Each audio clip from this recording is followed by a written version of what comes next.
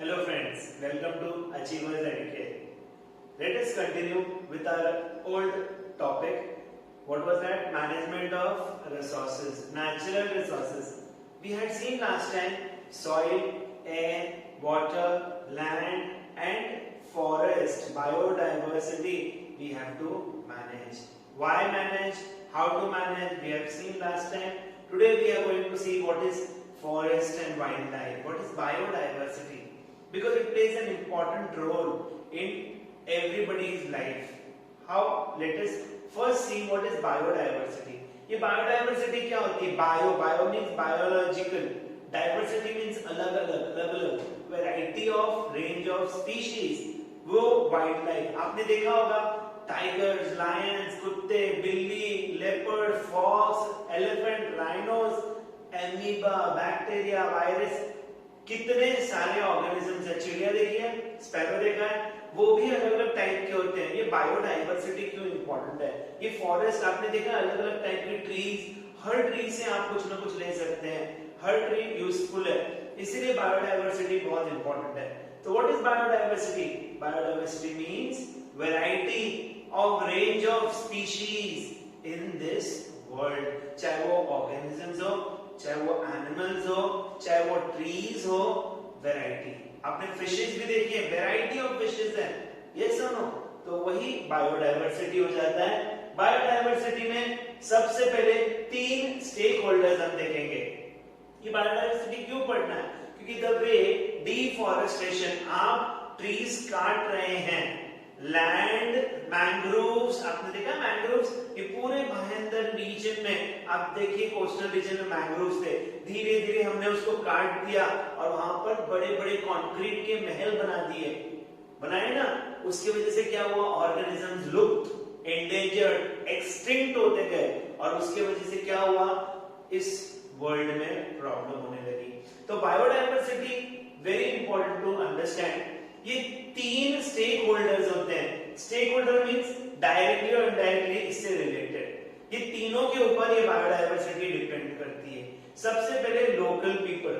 आपने देखा है जंगल में लोग रहते हैं, आदिवासी और काफी सारे ट्राइब्स हैं जो जंगल में रहते हैं, तो उनका रोजमर्रे के जीवन का फूड, क्लोथिंग, शेल्टर ये फॉरेस्ट है, ये वाइल्ड लाइफ है. फूड, क्लोथिंग, शेल्टर, चाहे वो हंट करें और खाएं, चाहे वो उगाएं वहां पर जड़ी बूटी, हनी, ये सारे लोकल पीपल, स्टेक होल्डर्स, उनके लिए बहुत इंपॉर्टेंट होता है. अगर उन्होंने इसको ध्यान नहीं दिया तो वो ट्राइब्स खत्म हो जाएंगी. बहुत ज्यादा फूड, क्लोथिंग एंड शेल्टर पे वो लोग डिपेंडेंट है जंगल के ऊपर. Second is government. ये गवर्नमेंट क्या रोल प्ले करता है फ्रेंड्स? गवर्नमेंट ओन ना, किसका है ये? गवर्नमेंट का है. तो गवर्नमेंट को रिसोर्सेज को संभालना बहुत जरूरी है, क्योंकि वहां से बहुत कुछ मिल रहा है. क्या मिल रहा है? डायरेक्टली या इनडायरेक्टली आपको क्या मिल रहा है? रेवेन्यू भी मिल रहा है, जनरेशन हो रहा है रेवेन्यू का. समझो आपने एक बहुत बड़ा नेशनल पार्क बनाया, वाइल्ड लाइफ रिजर्व बनाया, लोग आएंगे देखने को. कौन आएगा? नेचर एंथुसियास्ट आएंगे, वाइल्ड लाइफ फोटोग्राफर्स. आपने सुना है डिस्कवरी चैनल देखा, एनिमल प्लैनेट देखा, वो लोग सब आएंगे, आपको पैसे देंगे. सेकेंड, एक ऑर्गेनिज्म के ऊपर दूसरा ऑर्गेनिज्म डिपेंड करता है, दूसरे के ऊपर तीसरा, ये पूरी की पूरी एक साइकिल है. तो हर ऑर्गेनिज्म का अपना अपना महत्व है. If you see the food chain, ऐसा कोई भी ऑर्गेनिज्म अगर लुप्त हो गया, एक्सटिंक्ट हो गया, तो फूड चेन हैम्पर हो जाती है. ये जो एनर्जी लेवल पूरा के पूरा हैम्पर होता है. इसीलिए wild life and nature enthusiast उनको संभालने की कोशिश करते हैं. आज की तारीख में इंडस्ट्रियलिस्ट क्या कर रहे हैं? ट्रीज कट कर रहे हैं. आपको क्या चाहिए? वुड चाहिए, प्लाई चाहिए, फर्नीचर बनाना है, बोर्ड बनाना है, ये बनाना है, घर बनाना है, महल बनाना है. वो वुड कहां से आएगा? ट्रीज से आएगा. सैंडलवुड, तस्करी, स्मगलिंग होती है. What is smuggling?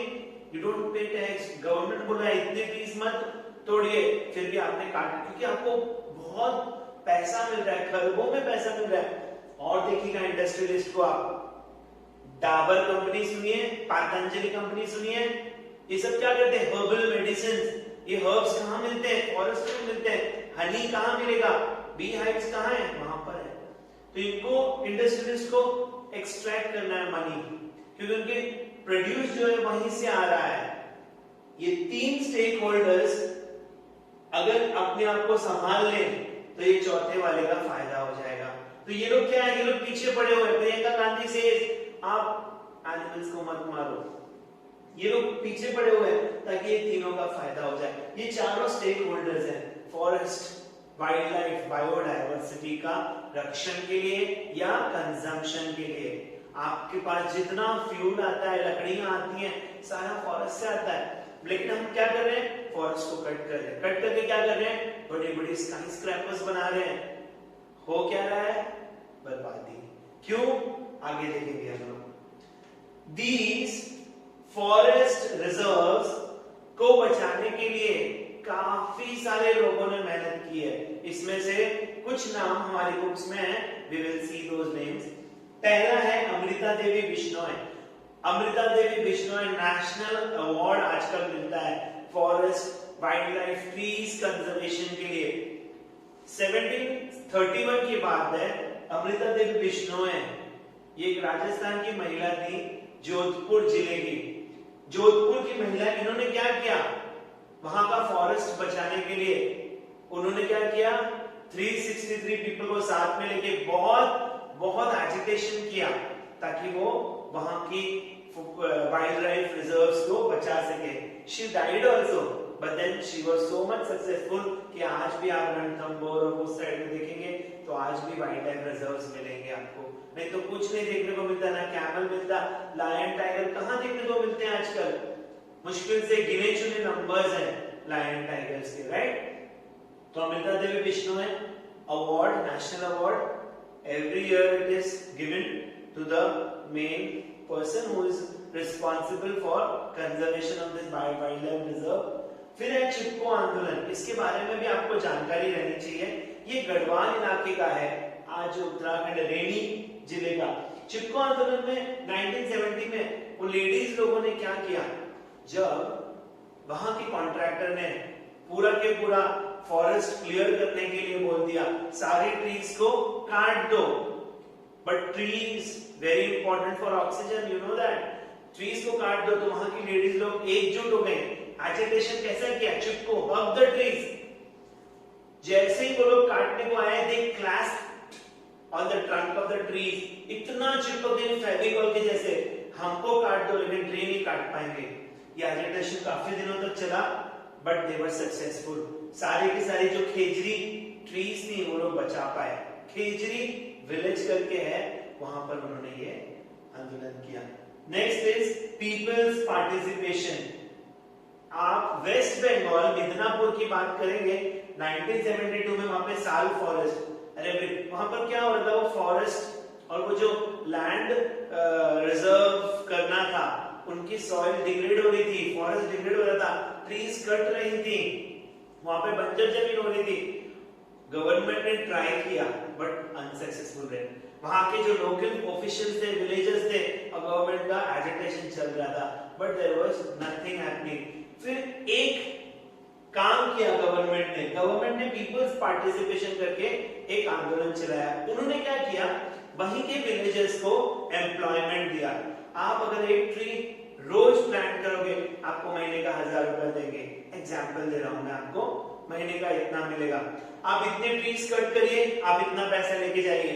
आप नीचे गिरे हुए ब्रांचेस ले जाइए, आपके घर में चूल्हा जलाइए। उन्होंने धीरे धीरे ट्रीज बढ़ाने लगे और 1972 से 1983 में it was a remarkable success. पूरा के पूरा वाइल्ड लाइफ या रिजर्व या ट्री थी वो बराबर हो गई। तो दिस वाज साल अरबरी फॉरेस्ट की बात करेंगे। तो ये काफी, not only these my friends, ये 3 मैंने आपको हमारी बुक में है इसलिए बताया, बाकी there are so many agitations to protect the trees. आज गवर्नमेंट का इतना सख्त कानून है, अगर आपने ट्री काट दिया ना, यू विल बी पेनलाइज्ड, आपको प्रिजन में ले जाएंगे, नॉन अवेलेबल वारंट भी जारी कर सकते हैं। वाइल्ड लाइफ, आप एनिमल्स को नहीं मार सकते, हंटिंग हैज बीन बैन्ड, आप सैंडलवुड की तस्करी नहीं कर सकते, हर्ब्स, ये सारा के सारा, एक मैंग्रोव्स नहीं काट सकते। आप मैंग्रोव्स वाले रीजन में देखिएगा, पहले जितने मैंग्रोव्स कट रहे थे, डिस्ट्रॉय हो रहे थे, अभी इतने नहीं हो पा रहे, थोड़ा थोड़ा तो सब जगह उगाया होगा. So this is basically biodiversity, wildlife reserves which we have to study in our topic. तो पहला पार्ट हमारा wildlife reserves का था जो मैंने आपको बताया. सेकेंड पार्ट करते हैं water. What is water? I will say who is living without water? Water के बिना कोई रह सकता है? All your biological activities, physical activities depend on water. चाहे आपके पूरे के पूरे सेल्स में water plays an important role. खाने के बिना रह सकते हो, पानी के बिना नहीं रह सकते ज्यादा दिन.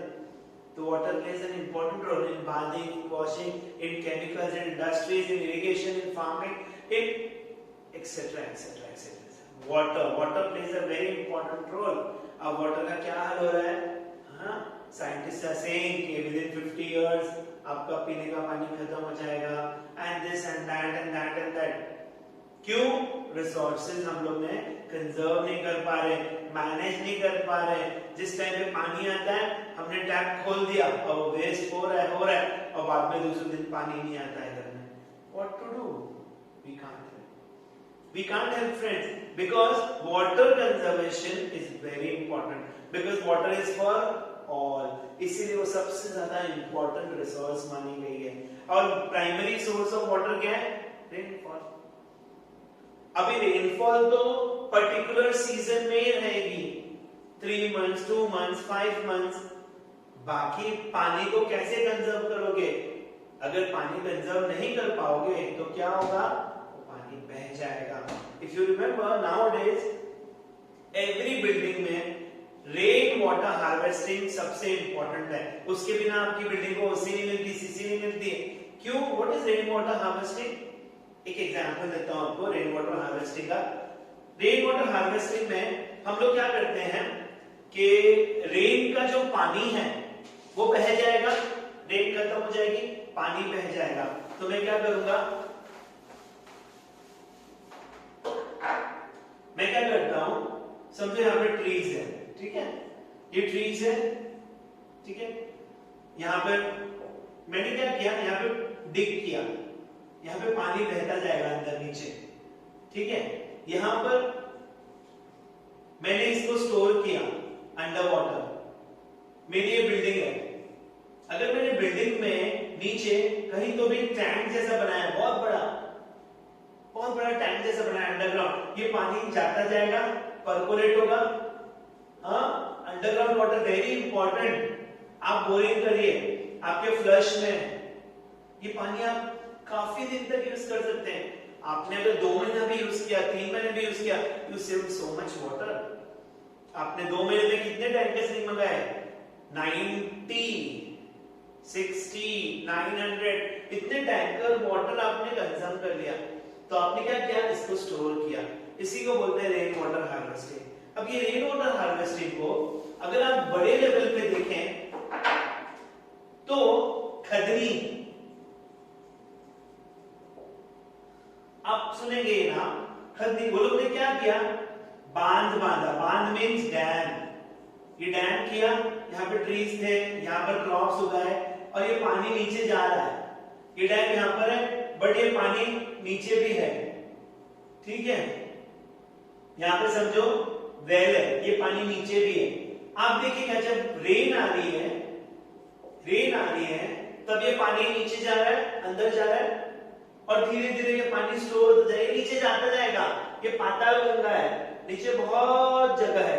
Because you have trees, you have soil and then you can have water. This is called water level. जितना पानी भरना है भर लो. तो जो रेन का वाटर था जो वेस्ट हो रहा था, मैंने उसमें भरता गया. इससे क्या हुआ? जब रेन खत्म हो गई, बाकी के 8 मंथ्स मैंने ये डैम में से पानी लिया जितना, फिर ये पानी नीचे है वाटर, तो ये कभी सूखेगा नहीं. जो सीजनल रिवर्स थी, जो डेड रिवर्स थी, वो भी क्या हो गई? सीजनल की जगह पे. What is seasonal? जब बारिश आती है ना, वो रिवर रहती है. जब बारिश बंद हो जाती है, वो सूखी हो जाती है, उसको सीजनल रिवर्स बोलते हैं. वो सीजनल रिवर्स भी पानी वाली हो गई. मैंने यहाँ पे बहुत सारा वाइल्ड लाइफ, ट्रीज, मैंग्रोव सब बहुत उगाए. उससे क्या हुआ? डैम तो था ही, डैम को भी थोड़ा सा सहारा मिला, बार बार फ्लडेड नहीं हुई, ये पानी नीचे जाता गया, रूट्स में चला गया, तो ये डैम को भी सहारा मिला, अंडरग्राउंड वाटर भी बढ़ गया, बराबर है, और ये वाइल्ड लाइफ रिजर्व्स भी हो गए, क्योंकि मैंने जब जब डैम बनाया, dam is one of the important ways of storing water, but it is not economical, बहुत पैसा लगता है डैम के लिए। दूसरा, वहां पे कितने, जहां डैम बनेगा वहां के विलेजर्स, फार्मर्स, सबको डिस्प्लेस कर दिया जाता है, वहां का जो भी फ्लोरा फौना रहता है, वाइल्ड लाइफ रहता है, वो सब डिस्ट्रॉय हो जाता है। ये पानी, गंगा का वाटर, डैम बना, ये पानी यहाँ जा रहा था, तो यहाँ पर पूरा दोनों साइड बैंक्स पे वाइल्ड लाइफ था, धीरे धीरे क्या हुआ, वो सब डिस्ट्रॉय, क्योंकि अब वो पानी को रोक दिया और मैंने डाइवर्ट किया, तो वहां का डिस्ट्रक्शन भी होगा। तो डैम के लिए भी बहुत प्रॉब्लम्स है, तो मैंने क्या कि छोटे छोटे डैम्स, पॉन्ड्स, ताल्स, पाइनीज, ये अलग अलग रीजन में, जम्मू में पाइनीज, खदनी, एमपी में बांध, ये सब बनाए, ताल, महाराष्ट्र में ताल बोलते हैं, नैनीताल सुना है, भीमताल, नैनीताल, वहां पे क्या है, जो माउंटेन का वाटर है वो तो ड्रिप होगा, फिर वो वहां पे नीचे जमा हो जाएगा और वहां पे एक झील जैसी बन जाएगी, उसको ताल बोलते हैं, and then throughout the year you can extract water from there for your irrigation, for your farming, for your house, you purify that water. और बोरिंग का पानी तो बहुत पवित्र होता है, शुद्ध होता है, बिकॉज ऑलरेडी वो ग्रेवल से नीचे जाता है, तो नेचुरल प्यूरिफिकेशन हो रहा है, उसको तो पाताल गंगा बोलते हैं, बोरिंग का जो पानी गांव में आता है। बट ये सी लेवल बढ़ेगा तो बोरिंग का पानी भी है, तो धीरे धीरे नीचे का पानी खत्म हो जाएगा, and then you will be left with nothing. So wildlife reserves के साथ में वाटर लेवल या वाटर रिजर्वेशन भी बहुत इंपॉर्टेंट है। बहुत सारे ट्रीज उगाइए, ट्रीज उगाएंगे, मिट्टी वेट रहेगी, मिट्टी वेट रहेगी तो क्या होगा, पानी रहेगा, ट्रीज होंगे, फ्लोरा फौना वाइल्ड लाइफ सब रहेगा, और पानी भी काफी रहेगा आपकी सॉइल में, इससे क्या होगा, आपको पानी की कमी कभी नहीं होगी, राइट। जम्मू वगैरह में वो लोग ने, पंजाब वगैरह में कैनल्स बनाए थे, कैनल्स पता है, चैनल आपने देखा वो गांव में इतना बड़ा चैनल, वहां पे पानी जा रहा है, तो कैनल्स क्यों बनाए, इरिगेशन के लिए। पानी कहां से आएगा, थ्रू आउट, पानी नहीं मिलेगा, वहां पे गर्मी तो कितनी पड़ती है, बहुत ज्यादा भयंकर, पानी सब उठ जाएगा तो कैसे होगा, क्योंकि कैनल में तो पानी ऊपर है तो इवेपोरेशन बहुत होगा, लेकिन अंडरग्राउंड में तो नीचे है पानी, इवेपोरेशन नहीं होगा, तो ये पानी रिजर्व्ड रहेगा। So there are so many other ways, छोटे छोटे छोटे छोटे बंकर टाइप डैम्स बनाइए, पानी जब बह रहा है वो फ्लड होगा, एक साथ बह जाएगा, डिस्ट्रक्शन होगा, तो आपने क्या किया, छोटे छोटे छोटे छोटे डैम्स बनाए, टैंक्स बनाए, और धीरे धीरे धीरे धीरे उसको ड्रिप करने दिया। आपने क्या किया, पानी जो एक टाइम पे फ्लड दे रहा था, आपने उसको धीरे धीरे आने दिया, विद इन 3, 4, 5, 8 मंथ्स, तो थ्रू आउट पानी मिलता रहा आपको। झरने देखे आपने, सीजनल झरने बॉम्बे में भी हैं, कितनी जगह पे देखे, इगतपुरी वगैरह झरने दिखेंगे बारिश के टाइम, फिर नहीं दिखते। If you go to Mussoorie वहां पे कैंटी फॉल, वो मेल्ट होती रहती है आइस, वो अलग बात है, बट ये झरने का पानी इफ यू कैन रिस्टोर थोड़ा थोड़ा, और बाद में उसको टैप खोलते रहो, थोड़ा थोड़ा थोड़ा थोड़ा आता रहेगा, through out the year you will get water. अगर ऊपर पानी पड़ा रहेगा तो मॉस्किटोस होंगे, कंटामिनेशन होगा, गंदगी होगी, पैंडेमिक फैलेगा, एपिडेमिक फैलेगा, बट अंडरग्राउंड वाटर तो बहुत ही अच्छा है। Are you understanding?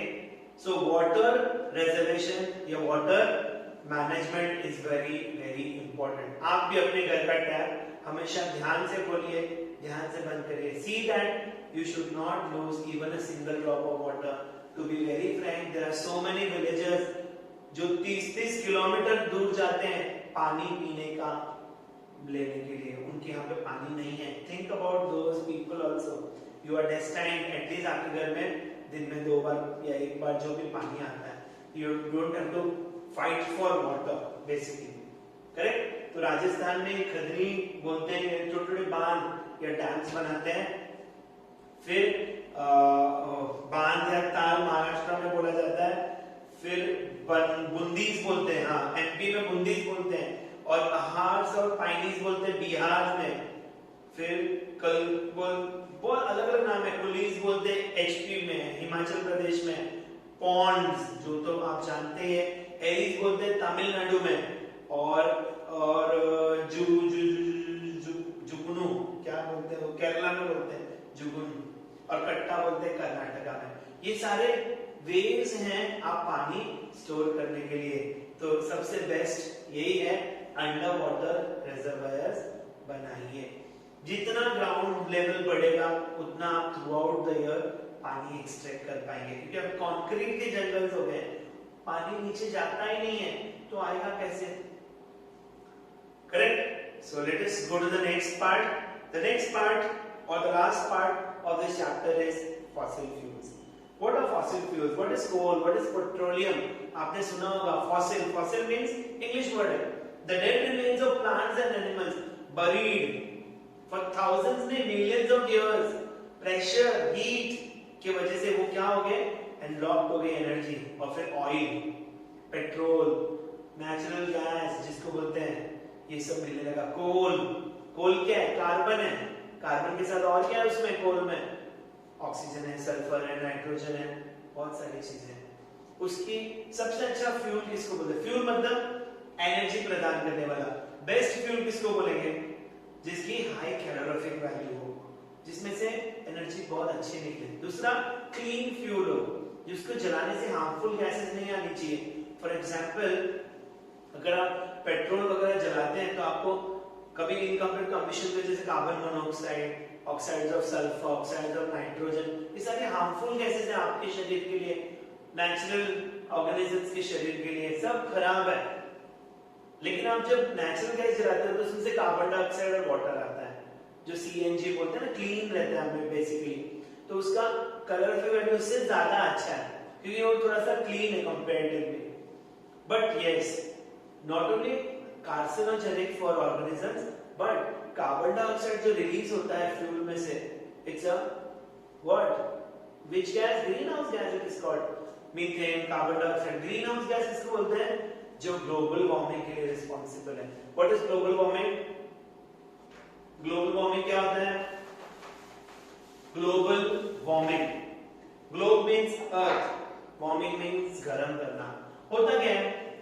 Suppose this is earth, ये सन है, ये सन की रेज जो आ रही है वो 99% रेज रिफ्लेक्ट हो जाती हैं।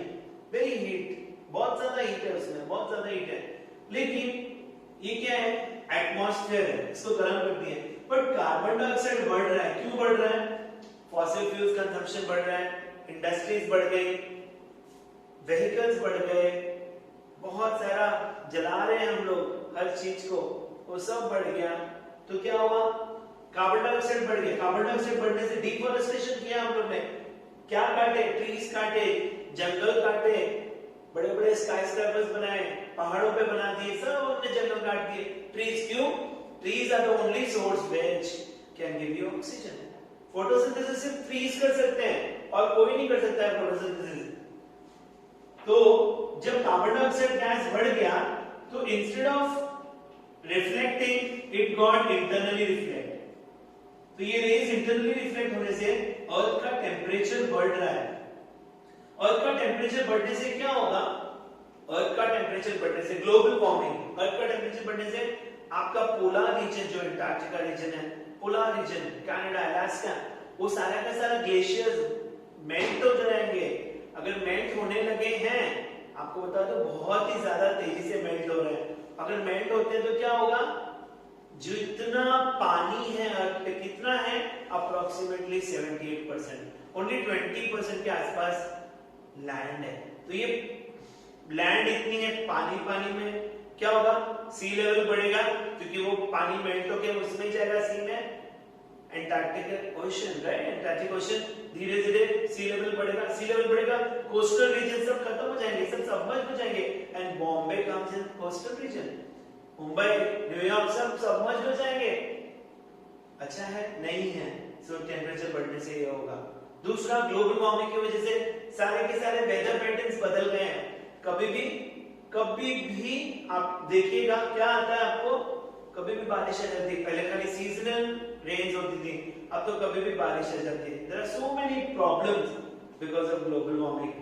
तो ये जो ग्रीन हाउस गैसेस हैं, जिसमें carbon dioxide main important constituent है, उसको आप सिर्फ एफॉरेस्टेशन मतलब ज्यादा से ज्यादा ट्रीज उगाने से, जंगल वापस बसाने से ही खत्म होगा। Bhutan is the only country which is negative carbon credit, मतलब जितना वो कार्बन डाइऑक्साइड रिलीज करती है भूटान कंट्री, उससे ज्यादा कार्बन डाइऑक्साइड, इतनी हरियाली है वहां पर, ट्रीज काटना गुनाह है।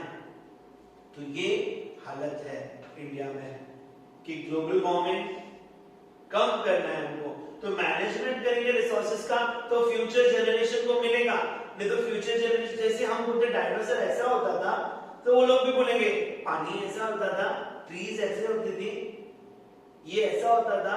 दे will not realise and we don't know what will happen to this world if you don't reserve water, what you will drink, if you don't reserve soil, what will grow to you, if you don't reserve the wildlife, biodiversity, the trees, global warming will increase. What will you inhale? There will be no oxygen left.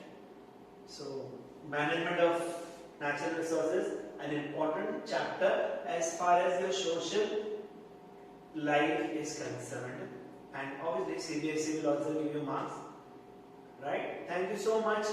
Please subscribe the channel. Write your comments. If you have any questions, please write them in the comment box. I will be able to help you. Thank you so much.